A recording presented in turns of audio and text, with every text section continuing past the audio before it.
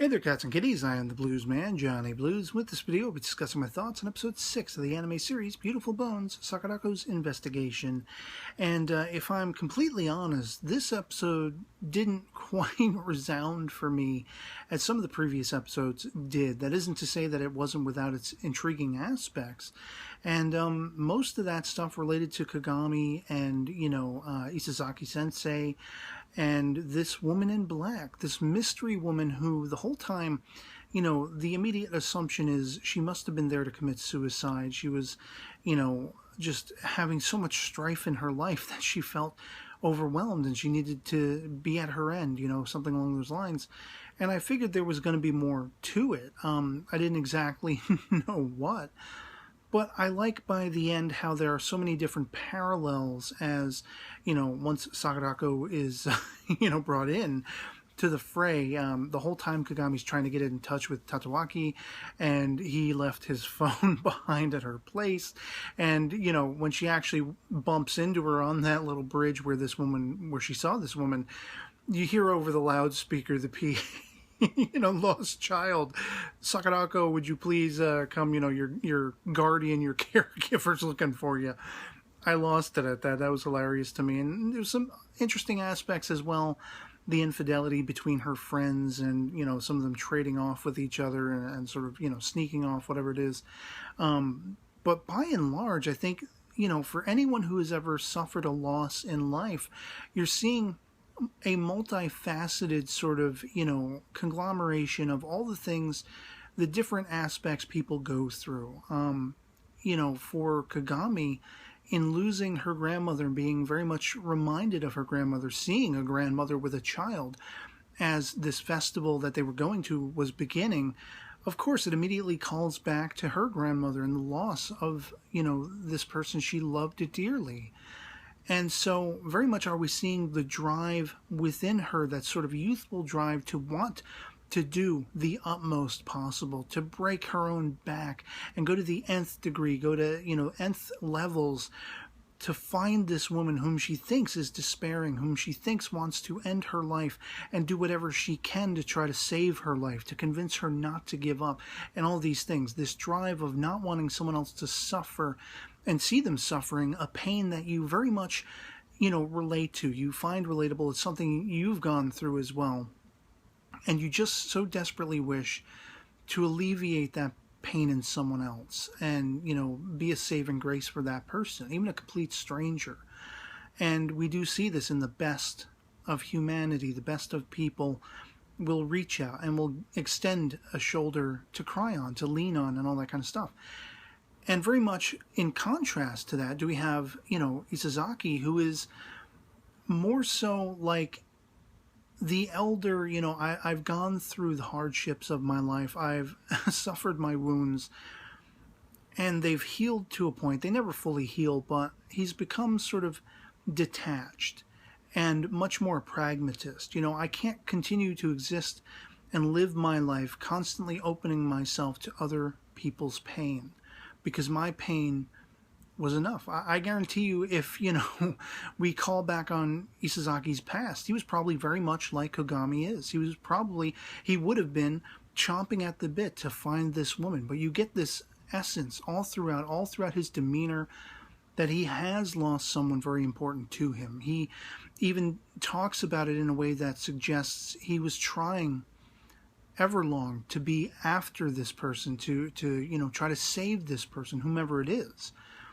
Or perhaps it's just the weight of that guilt and that idea of what could I have done, when you couldn't do anything to save someone's life, to stop them from dying, whether they were murdered, whether they died in an accident, whether they took their own life.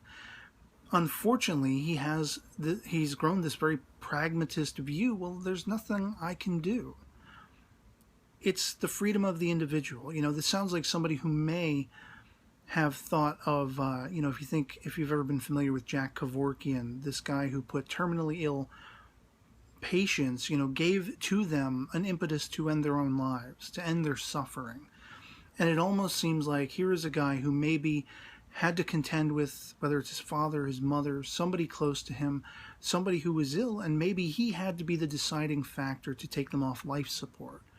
or something along those lines.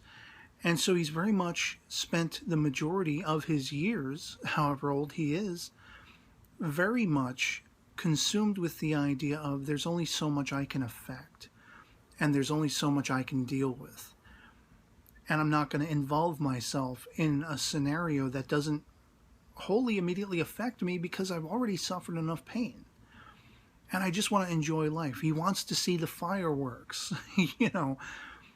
And conversely to these two sort of, you know, lines of thought, you also have this idea of moving on, of finally reaching that point where you can let lie both that fear of death, that, you know, guilt of loss, and all these things in the woman in black, in what her impetus was, why she was on that bridge, what she was doing with that note and that ring, as we find out through Sakurako's description.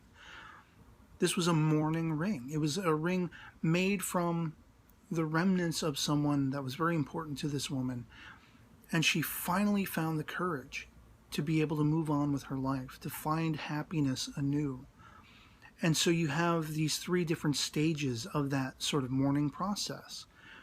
That very, again, youthful, knee-jerk, reactionary aspect of wanting to do whatever you can to try to help someone, to try to bring back someone from the precipice, try to rewind that pain and alleviate that pain to someone who has all but suffered for so long to the point where there is a cold detachment that's born out of it. I can't involve myself with others because I've already felt too much pain. And then the idea of finally being able to move beyond the pain you've been inundated with and that sense of loss, and to be able to understand that in the living world, even though we've lost people close to us, the last thing they would want is for us to then end our lives and you know, join them, rejoin them, whatever your beliefs happen to be. But for me personally, you know, reunify with them in an afterlife before your time. This would be very upsetting to those, you know, who have gone on. And here is this woman who, she's apologetic and it's painful, but at the same time, the happiness she has sitting just on the horizon has to be what she lives for. And these are the aspects of this episode I found compelling in how highly relatable they are. Quite frankly, I'm 36 years old. I lost my parents by the time I was 20, grandparents subsequently by the time I was 25, and it's just been my sis and I, to give you a little sort of idea of how I can relate. I've been through all of these different sequences in my own life. Wanting to help others is something that never dies. I always try to be, you know, there for people who are going through the thick of it, a hard time. But at the same time, whereas that's much more the Kagami sort of aesthetic in mind and in how you conduct yourself around others, there's a lot of me that conforms to, you know, Isazaki's pragmatist nature, where there's only so much I can open of myself and give of myself because I can't go through that pain again. I can't, you know, sort of give myself up for sacrifice to a pain anew when I've already dealt with enough that I just couldn't stand it. And then there's an aspect of, at the time I lost my parents, I was contending with taking guardianship of my little sister. And she became my drive to live on beyond the loss of our parents. And so all of these different aspects, throughout all of these three characters, the many multifaceted aspects of living beyond loss, living beyond death, the death of loved ones, whether a significant other, whether a family member, whether a good friend, all these things. This was the utmost penultimate aspect of this episode that resounded for me. The rest of it, it just, you know, it was a festival episode. It didn't really do a lot for me. It didn't resound like, you know, it didn't get me excited, but in how relatable it was and how, you know, sort of depicting the reality of just human nature and the way life goes. C'est la vie, such is life. Those aspects are the holdovers I take away from this episode. And compelling episode, definitely. Maybe not uber exciting, but definitely wholly compelling and relatable. And I'd love to hear from you guys in the comments below what you thought of episode 6 of Beautiful Bones, Sakurako's Investigations, if you've seen it. If you enjoyed it as much as I did, even though it didn't, like I say, just really, resound for me on an exciting level, it definitely spoke to me on relatable levels to life and death and living and all that kind of stuff. And if you found it to be the same for you, if you found it to be lackluster, whatever your POV happens to be, love having that conversation. And so, yeah, otherwise it'll be pretty much it for me on this. Hope this video finds you well, and I'll catch you all later. Peace.